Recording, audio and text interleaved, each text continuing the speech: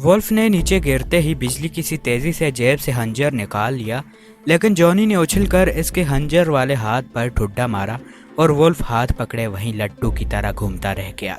बस बस इतना काफ़ी है, कुछ तो ख्याल करो, मेरा मेज़बान है। इमरान ने उठकर जॉनी का हाथ रोकते हुए कहा। इसकी मौत आ गई है प्रिंस, जॉनी ने डांटते हुए कहा। अभी नहीं, मेरी मेज़बानी मुकम्मल होने के बाद तुम जाओ, मैं इसे संभाल लूँगा, इमरान ने कहा और जॉनी होंठ काटता हुआ पीछे हट गया। उठो उठो यार, इसीलिए कह तो रहा था कि भेड़ के आगे या न लगाओ, भेड़ बनने में भी बड़े मज़े हैं, हरी हरी घास खाने को मिलती है। इमरान ने झुककर इसे उठाने की कोशिश करते हुए कहा। वुल्फ लड़खड़ाता हुआ उठकर खड़ा हुआ, इसका मुंह बिगड़ा हुआ था। खड़े होते ही इसने अचानक इमरान पर हाथ उठा दिया। इसने दरअसल पूरी कुव्वत से इमरान की बगल के नीचे हाथ मारने की कोशिश की थी, लेकिन दूसरे ही लम्हे इसके हलक से निकलने वाली चीख पूरे हाल को दहशत ज़दा कर गई। इमरान ने बर्क रफ्तारी से ना सिर्फ इसका बाजू बगल में दबा लिया था, बल्कि इसका दूसरा हाथ हरकत में आया और वुल्फ इसके सर के ऊपर से होता हुआ दूसरी तरफ गिरने लगा। लेकिन इसका बाजू इमरान की बगल में दबा हुआ था, अपनी जगह साकत रह गया। नतीजा यह कि वुल्फ का पूरा वजन इसके उल्टे कांधे पर पड़ा और इसके कांधे की हड्डी ने अपनी जगह छोड़ दी।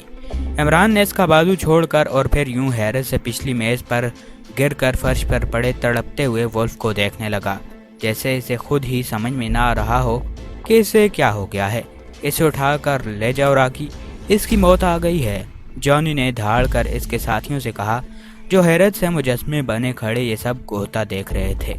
और इसके धाड़ते ही वो तेज़ी से आगे बढ़े और फिर उन्होंने फर्श पर पड़े हुए वुल्फ को उठाया और तेज़ी से हाल की तरफ दौड़ते चले गए। इनका अंदाज ऐसा था जैसे वो किसी आफत ज़दा इलाके से जल्द अज जल्द अपनी जान बचा कर निकलना चाहते हों। आओ प्रिंस, मेरे दफ्तर में आ जाओ, जॉनी ने इमरान से मुखातिब होकर कहा। चलो अब तुम मेज़बानी कर लो। वो तो भाग गया, इमरान ने मुंह बनाते हुए कहा और फिर वो जॉनी के साथ चलता हुआ इसके दफ्तर में दाखिल हो गया। क्या पियोगे प्रिंस? जॉनी ने कुर्सी संभालते हुए कहा। तुम जानते हो कि मैं शराब खाना नहीं, खराब नहीं पिया करता, इसलिए इसके अलावा जो भी हो मंगवा लो। इमरान ने कुर्सी पर बैठते हुए एक तवील सांस लिया और जॉनी ने मेज़ पर पड़े इंटरकॉम का बटन दबाकर 2 कोक लाने का हुक्म दिया। प्रिंस, आज बड़ी मुद्दत के बाद आए हो, कभी कभी इधर आ निकला करो, हम जैसे लोग तुम्हारे आने पर फख्र महसूस करते हैं, जॉनी ने मुस्कुराते हुए कहा। आजकल बिजनेस डाउन जा रहा है क्या? इमरान ने बड़े संजीदा लहजे में कहा। डाउन नहीं तो क्यों? जॉनी ये खिलाफ तुक्का बात सुनकर चौंक पड़ा। अच्छा फिर ठीक है, मैंने समझा कि शायद अब मुझ पर टिकट लगाकर हसारा पूरा करना चाहते हो, इमरान ने मुंह बनाते हुए कहा और जॉनी बेख्तियार हंस पड़ा। इसी लम्हे एक वेटर कोक की ठंडी बोतल लेकर अंदर आ गया। बड़े एहतराम के साथ उसने एक एक बोतल दोनों के सामने रख दी। जॉनी, एक बात बताऊं, ज़रा अपने हाथ पैर बचा कर काम करते रहना, मुझे तुम्हारे मुतल्लिक़ इत्तलात मिलती रहती हैं कि आजकल ऊंचे उड़ रहे हो, इमरान ने कोक शप करते हुए अचानक गैर मामूली संजीदा लहजे में कहा। मैं ऊंचा उड़ रहा हूं? अरे नहीं प्रिंस, आपको गलत इत्तला मिली है, मैंने सब धंधे छोड़ दिए हैं, बस अब यही कैफे है, जॉनी ने आंखें निचाते हुए कहा। और ये वुल्फ जैसे लोगों से तुम यहाँ वेटरी का काम लिया करते थे, इमरान ने मुंह बनाते हुए कहा। ओह, तो वुल्फ ने आपको सब बता दिया? जॉनी इस बुरी तरह चौंका कि बोतल इसके हाथ से छूटते छूटते रह गई थी। वुल्फ ने मुझे क्या बताना था? अलबत्ता अगर तुम ये सोच रहे हो कि वुल्फ मुझे यहाँ कर ले आया है तो ये बात जहन से निकाल दो, मेरे अपने जराए हैं, इमरान ने बुरा सा मुंह बनाते हुए कहा। प्रिंस, तुमसे वाकई कोई चीज़ नहीं छुपाई जा सकती, लेकिन मुझे तुम्हारी हिदायत याद है, मुल्की सलामती के खिलाफ मैंने आज तक सोचा ही नहीं, वो तो बस स्मगलिंग का एक धंधा था, इसके अलावा वो और कुछ नहीं। जॉनी ने बोतल मेज़ पर रखकर हाथ मिलाते हुए कहा।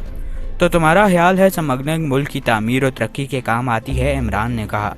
ये बात नहीं प्रिंस, ये चक्कर तो हर मुल्क में ही चलता ही रहता है, यकीन करो मुझे एक लंबी रकम की ऑफ़र हुई थी लेकिन मैंने इनकार कर दिया, जॉनी ने कहा। अच्छा, क्या ऑफ़र हुई थी? इमरान चौंक कर सीधा हो गया था। वो तो बस वक्त गुजारने के लिए जॉनी से बातें कर रहा था, लेकिन जॉनी की बात सुनकर वो वाकई चौंक पड़ा। छोड़ो प्रिंस, जब मैं इस काम से हाथ डालना ही नहीं चाहता तो फिर इसका जिक्र करने का क्या फ़ायदा, जॉनी ने यूं ही टालते हुए कहा, जैसे वो अब मज़ीद इस जिक्र को आगे ना बढ़ाना चाहता हो। वैसे इसका चेहरा बता रहा था कि इसे ये बात करके अपनी हिमाकत का शिद्दत से एहसास हो रहा था। دیکھو جونی، میری عادت تم اچھی طرح جانتے ہو کہ میں دوستوں کا نام کبھی درمیان میں آنے نہیں دیتا، اسی لیے مجھے صاف صاف بتا دو، ملک کی سلامتی کے متعلق کوئی بات چھپانا میرے نزدیک ناقابل معافی جرم ہے، عمران نے سخت لہجے میں کہا۔ اب بات منہ سے نکل ہی گئی ہے تو ٹھیک ہے، بتانا ہی پڑے گا۔ 4 روز پہلے مجھے ایک پارٹی کی طرف سے آفر ہوئی کہ یہاں سے کسی لیبارٹری سے ایک سائنسدان کو اغوا کرنا ہے۔ میرے پوچھنے پر بتایا گیا کہ یہ سرکاری خفیہ لیبارٹری ہے اور شاید فوج کی تحویل میں ہے۔ میں سمجھ گیا کہ یہ کوئی دفاعی راز کا چکر ہوگا، اسی لیے میں نے انکار کر دیا کہ میں نے یہ کام چھوڑ رکھا ہے۔ جونی نے کہا، کس پارٹی کی طرف سے آفر ہوئی تھی؟ عمران نے انتہائی سنجیدہ لہجے میں پوچھا۔ بات کرنے والے نے آواز بدل کر اپنے آپ کو چھپانے کی کوشش کی تھی، لیکن پرنس، تم جانتے ہو کہ میں آوازوں کی شناخت کا فطری طور پر ماہر ہوں، چنانچہ میں نے اسے پہچان لیا تھا اور پھر میں نے فوراً ہی ایکسچینج سے معلوم کیا اور میرا آئیڈیا درست ثابت ہوا۔ وہ ہوٹل چارلس کا مالک مسٹر ڈی سلوا تھا۔ جونی نے کہا، ہوٹل چارلس کا مالک ڈی سلوا؟ اوہ، لیکن وہ تو منشیات کے چکر میں رہتا ہے، عمران نے بڑے بڑھاتے ہوئے کہا۔ ہاں، بظاہر اس کا بزنس یہی ہے، لیکن پرنس، وہ ہر کام میں ماہر ہے، ہو سکتا ہے اس سے بھی کسی اور پارٹی نے رابطہ قائم کیا ہو۔ ہماری دنیا میں سلسلہ ہی ایسا ہے کہ حت الوسع براہ راست سامنے آنے والے سے گریز کیا جاتا ہے اور کوشش کی جاتی ہے کہ کسی اور کے کندھوں پر بندوق رکھ دی جائے۔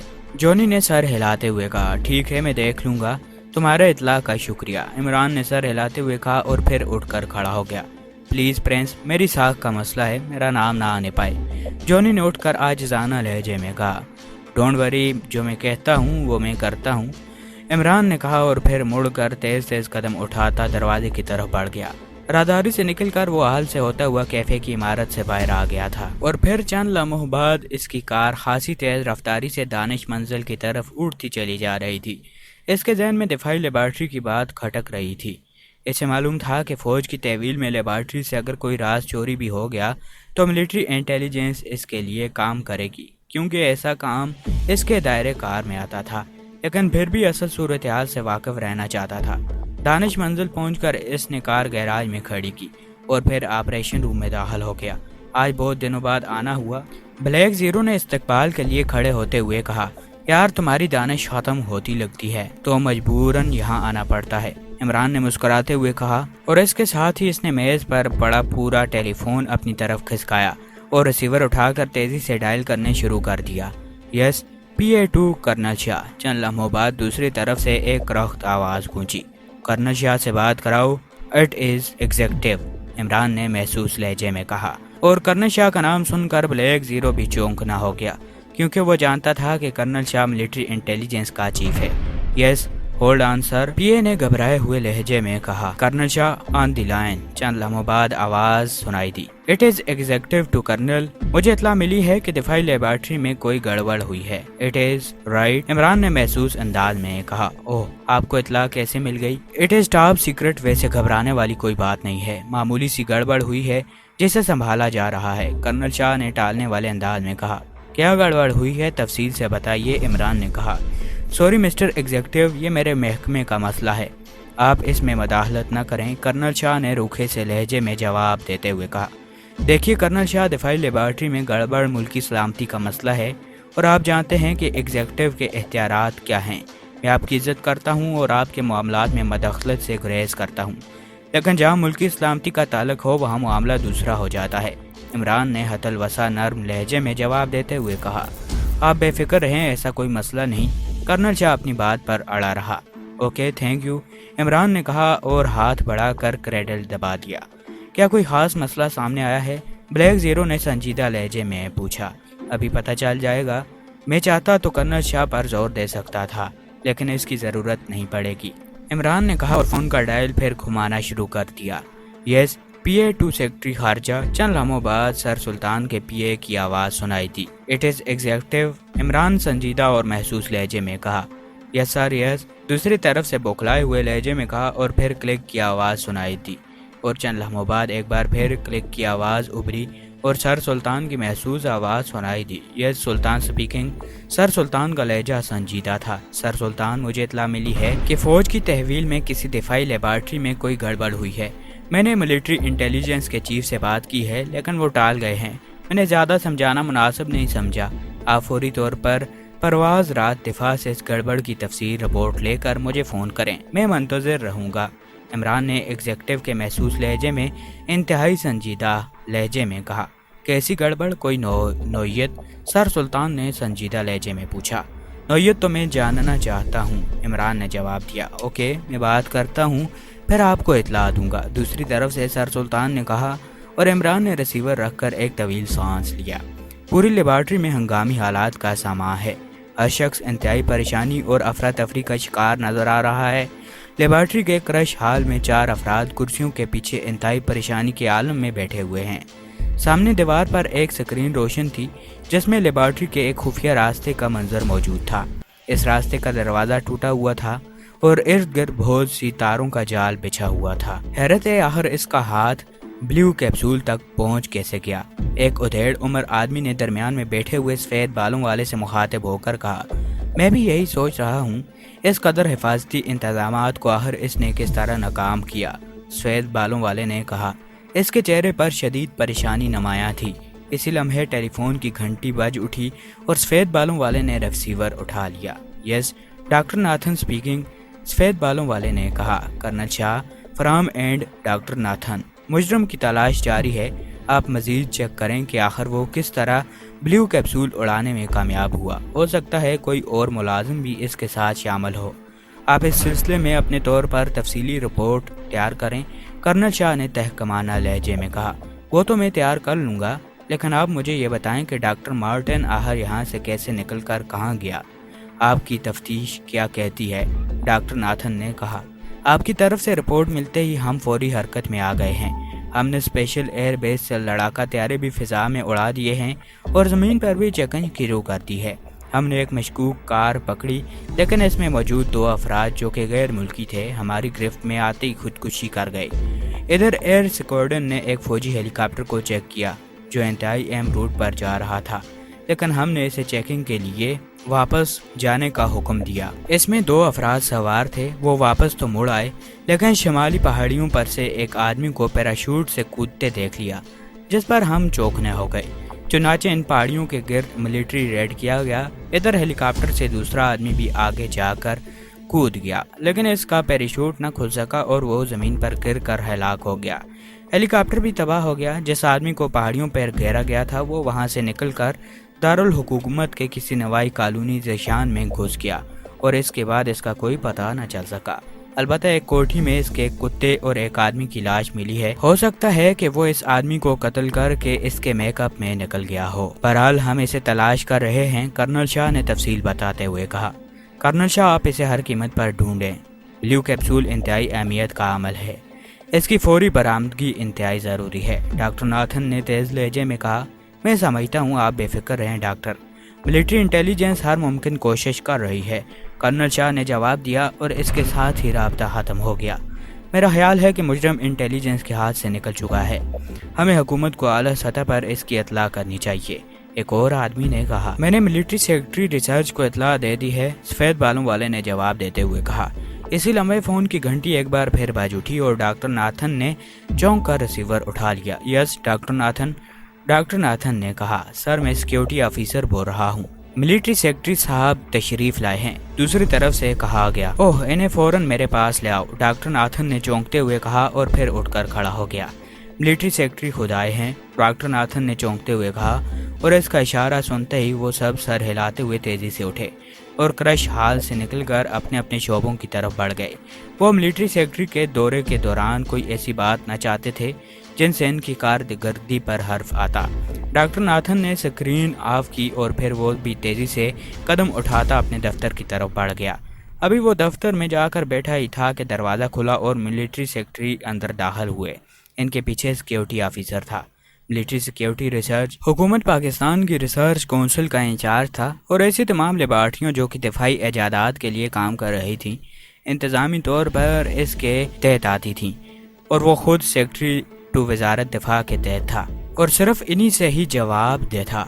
मिलिट्री सेक्रेटरी कर्नल असलम खुद भी एक आला पाए का साइंसदान रह चुका था और रिसर्च काउंसिल के इंचार्ज मुंतखब होने से पहले वो एक दिफाई लेबॉर्ट्री का इंचार्ज था اور انتظامی اور سائنسی طور پر اس کی اعلیٰ خدمات کی بنا پر ہی اسے ریسرچ کونسل کا ملٹری سیکرٹری منتخب کیا گیا تھا۔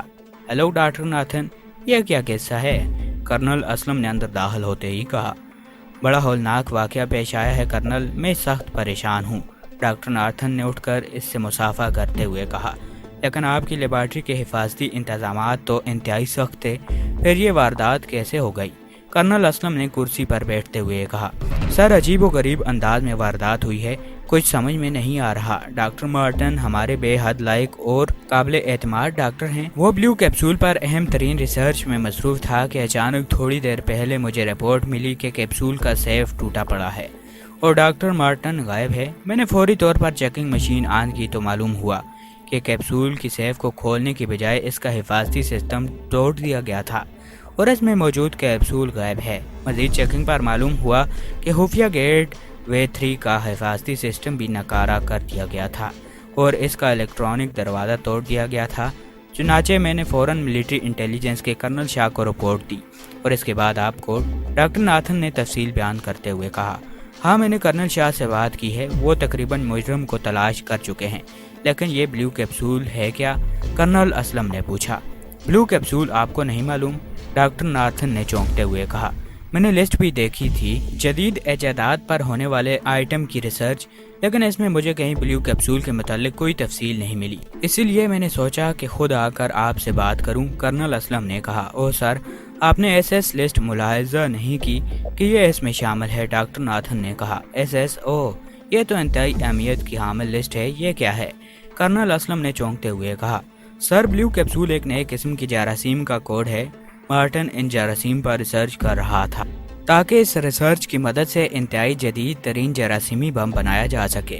ان جراثیم میں یہ حیرت انگیز صفت ہے کہ انہیں جب ایک محسوس درجہ حرارت پر ہوا میں آزاد کیا جاتا ہے تو یہ انتہائی تیز رفتاری سے پھیلتے ہیں، لیکن ان کے پھیلنے کا ایک وقفہ محسوس ہوتا ہے۔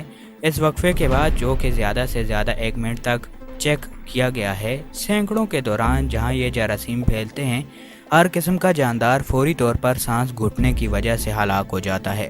ڈاکٹر ناتھن نے کہا، سانس گھٹنے کی وجہ سے؟ کیا مطلب؟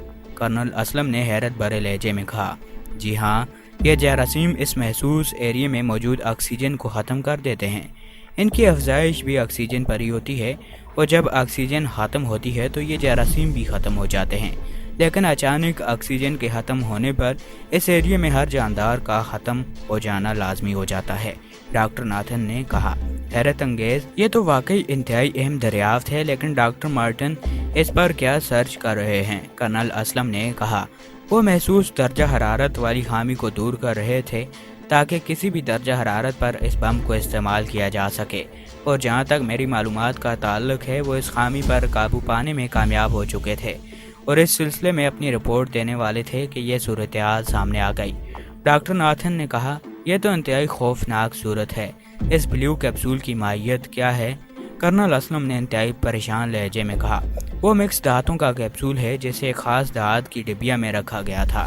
اگر کوئی شخص اسے کھول دے تو جراثیم کم از کم 100 میل کے دائرے میں پھیل جائیں گے اور پھر 1 منٹ بعد جراثیم تو ختم ہو جائیں گے، لیکن 100 میل کے دائرے میں کوئی جاندار زندہ نہ رہ پائے گا۔ ڈاکٹر ناتھن نے جواب دیا، او یہ تو انتہائی خوفناک واردات ہے، میں تو اسے عام سی واردات سمجھ رہا تھا، مجھے فوری اعلیٰ حکام کو اطلاع دینی ہوگی، یہ تو کسی بہت بڑے گروہ کا کام ہو سکتا ہے۔ کرنل اسلم نے انتہائی پریشان لہجے میں کہا، اور پھر اس نے میز پر پڑے ہوئے ٹیلی فون کی طرف ہاتھ بڑھایا ہی تھا کہ ٹیلی فون کی گھنٹی بج اٹھی۔ ڈاکٹر ناتھن نے ریسیور اٹھا لیا۔ Yes, doctor Nathan speaking. Doctor Nathan نے کہا، سر سیکرٹری وزارت دفاع آپ سے یا ملٹری سیکرٹری سے بات کرنا چاہتے ہیں۔ دوسری طرف سے ایکسچینج آپریٹر نے کہا، اوہ ٹھیک ہے، بات کراؤ۔ ڈاکٹر ناتھن نے کہا اور ریسیور پر پورا ہاتھ رکھ کر اس نے کرنل اسلم سے کہا، سیکرٹری وزارت دفاع بات کر رہے ہیں، وہ مجھ سے یا آپ سے بات کرنا چاہتے ہیں، لیکن ابھی تک میں نے انہیں اس بارے میں تو کوئی رپورٹ نہیں دی، پھر انہیں کیسے علم ہو سکتا ہے؟ کوئی اور معاملہ ہوگا، مجھے دیجیے۔ کرنل اسلم نے حیرت بھرے لہجے میں کہا، ہیلو سر، میں کرنل اسلم بول رہا ہوں، ڈیفینس لیبارٹری 3 سے۔ کرنل اسلم نے کہا۔ دوسری طرف سے سیکرٹری وزارت دفاع بول رہے تھے، ابھی مجھے اطلاع ملی ہے کہ کسی ڈیفینس لیبارٹری میں کوئی گڑبڑ ہوئی ہے۔ میں نے ملٹری انٹیلیجنس کے کرنل شاہ سے رابطہ قائم کرنے کی کوشش کی، لیکن وہ لائن پر نہیں تھے۔ پھر میں نے آپ سے بات کرنا چاہی تو معلوم ہوا کہ آپ ڈیفنس لیبارٹری کے ہنگامی حالات میں پڑے ہوئے ہیں۔ آپ کو کس نے اطلاع دی ہے سر؟ کرنل اسلم نے چونکتے ہوئے پوچھا۔ کیوں؟ کیا یہ بتانا ضروری ہے؟ آپ بتائیں کہ کیا گڑبڑ ہوئی ہے؟ کیا ڈیفنس لیبارٹری 3 میں ہوئی ہے؟ سیکرٹری نے بڑے سنجیدہ لہجے میں کہا۔ لیکن سر، میں ابھی آپ کو رپورٹ کرنے والا تھا۔ ایک خوفناک واردات ہوئی ہے، اس لیے میں یہاں خود تحقیقات کرنے آیا تھا۔ یہاں ایک محسوس شعبے میں جراثیمی بم پر ریسرچ ہو رہی تھی۔ ریسرچ کرنے والا ایک قابل اعتماد ڈاکٹر مارٹن تھا، کرنل اسلم نے بتایا، اور پھر اس نے ڈاکٹر ناتھن سے سنی ہوئی تمام تفصیلات سیکرٹری کو سنا دیں۔ اوہ، یہ تو انتہائی خوفناک واردات ہے۔ مجرم کا فوری طور پر پکڑا جانا ضروری ہے۔ کرنل شاہ نے کوئی رپورٹ دی ہے؟ سیکرٹری نے پریشان لہجے میں کہا۔ مجھے دیجیے، میں بتلاتا ہوں، ڈاکٹر ناتھن نے کہا۔ دوستو، آج کی اس ویڈیو میں بس اتنا ہی۔ امید ہے آپ سب کو ویڈیو پسند آئی ہوگی۔ مزید ایسی ویڈیوز کے لیے ہمارے چینل کو سبسکرائب کرتے ہوئے ساتھ میں موجود بیل آئیکن کو دبانا نہ بھولیے گا، تاکہ ہم جب بھی ویڈیو اپلوڈ کریں تو آپ کو نوٹیفیکیشن مل جائے۔ اللہ پاک آپ سب کا حافظ و نگہبان۔ ہنستے رہیے اور ہمیشہ مسکراتے رہیے۔